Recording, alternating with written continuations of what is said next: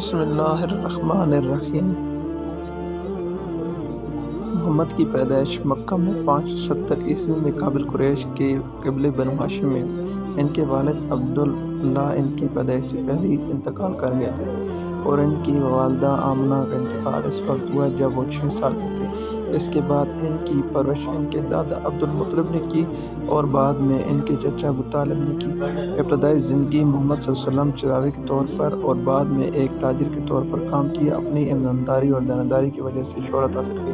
وہ علمین کے نام سے مشہور ہوئے، یعنی قابل اعتماد۔ ان کی شادی خوشگوار اور ایک زوجہ تھی جو ختیجہ کی موت تک قائم رہی۔ نبوت 40 سال کی عمر میں محمد کو اللہ کی طرف سے پہلی وحی جبرائیل فرشتے کے ذریعے موصول ہوئی۔ جب مکہ کے قریب کوہر پر ایک غار میں مرتب ہوا۔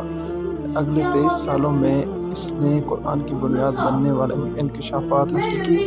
محمد کو قریش کے قبیلے کی طرف سے مخالفت اور ظلم و ستم کا جنون ان کی توحید پیغام کو مسترد کر دیا اور ان کی تعلیمات کو مخالفت ان کے ابتدائی پیروکاروں میں سے بہت سے لوگوں کی اذیتوں اور احسانی کا نشانہ بنایا۔ مدینے کی طرف ہجرت 622 میں محمد اور ان کے پیروکار مکہ سے مدینہ ہجرت کر گئے، جسے ہجرت کہا جاتا ہے۔ یہ واقعہ اسلامی کیلنڈر کے آغاز کی نشاندہی کرتا ہے۔ مدینہ میں محمد صلی اللہ علیہ وسلم نے پہلی اسلامی ریاست قائم کی اور ایک سیاسی رہنما کے ساتھ ساتھ مذہبی ایک طور پر کام کیا۔ جنگ سفارت کاری محمد کو کئی لڑائیاں اور تنازعات کا سامنا کرنا پڑا، جن میں جنگ بدر، جنگ احد اور معاہدہ حدیبیہ شامل ہے۔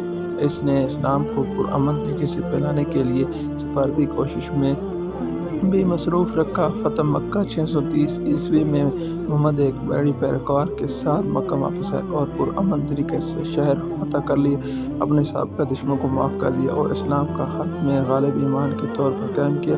الوداع حج اور موت 632 میں محمد صلی اللہ علیہ وسلم نے اپنی مشہور الوداع خطبہ دیتے ہوئے مکہ الوداع حج کیا۔ اس نے اس سال کے آخر مدینہ 663 سال کی عمر میں ان کا انتقال ہو گیا۔ اپنی پوری زندگی میں محمد نے ہمدردی، عاجزی اور استقامت جیسی خوبیوں کو دنیا بھر کے مسلمانوں کے لیے ایک رول ماڈل کے طور پر پیش کیا۔